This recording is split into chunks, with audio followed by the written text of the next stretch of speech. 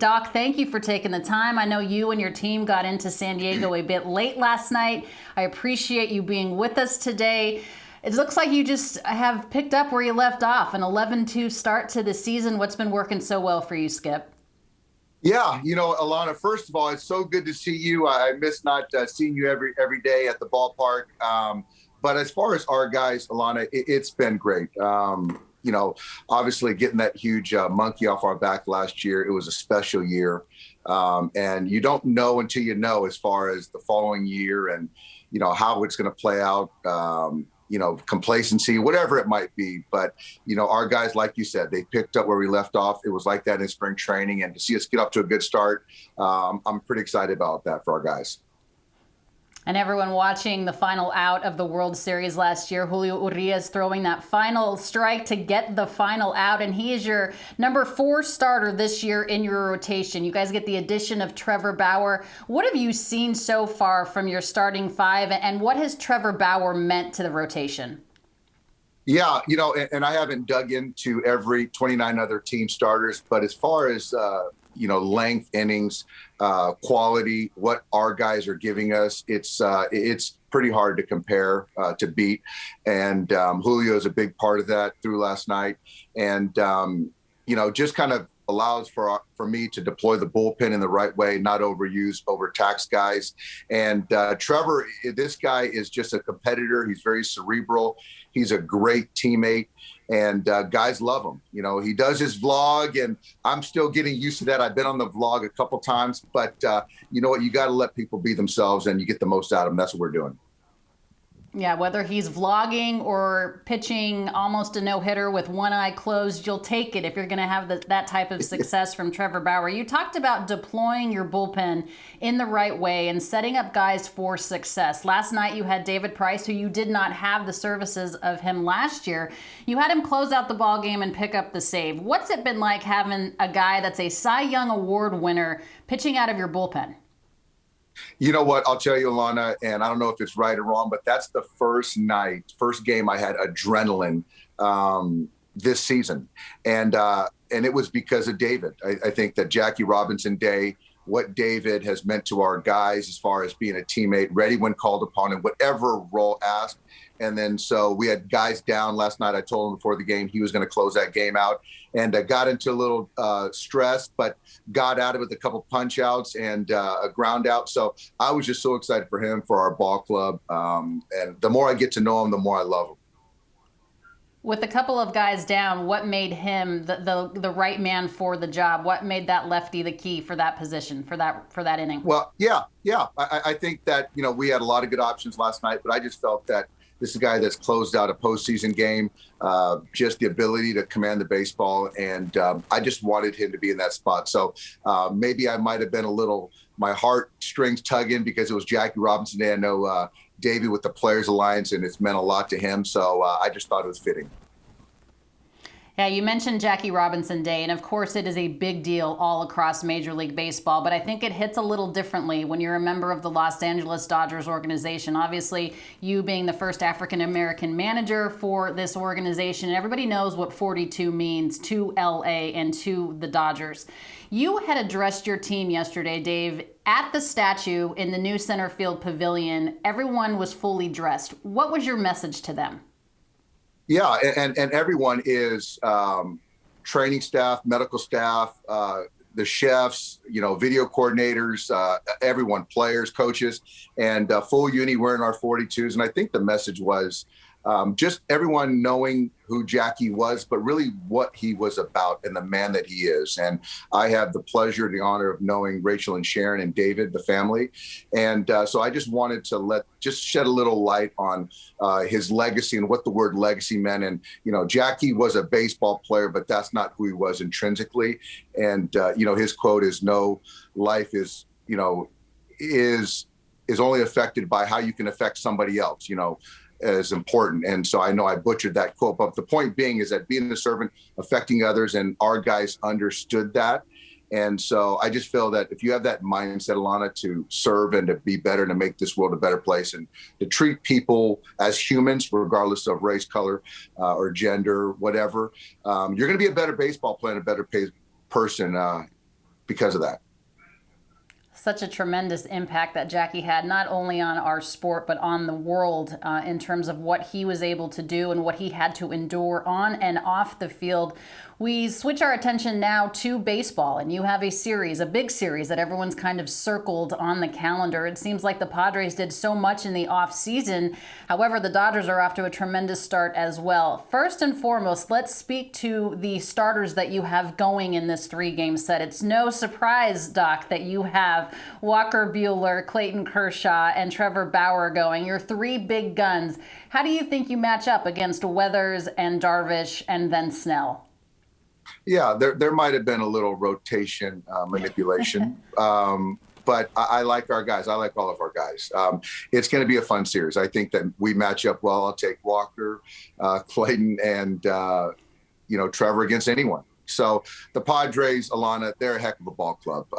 Peter Seidler is a very good friend of mine. What he's done for the organization, the city, I live in San Diego, has been fantastic. I think AJ Preller has done a fantastic job of gathering talent. And every day each year I get to learn more about Jason. Love the way he has his guys playing. So with baseball, as far as fans, the West Coast, the rivalry, that's always good. So it's going to be a fun series. I know Justin Turner said it's like 19 World Series games. For me, I try to pose it as another baseball game, but I know it's bigger than that. So it's going to be a fun series. I'm looking forward to it.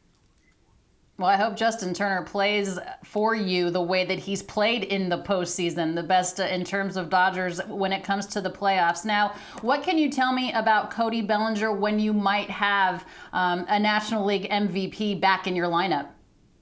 Yeah, you know what? We miss him. He's a big part of what we do on both sides of the baseball in the clubhouse. And right there, he legged out an infield single late and just kind of speaks to his care and try to beat on infield single. And so right now, Alana, I don't know. I mean, I think for me, I don't see him back. It's going to be at least another week or two. I just don't know. So my point to Cody is we're going to be here waiting for you, and we're certainly better with you than without you.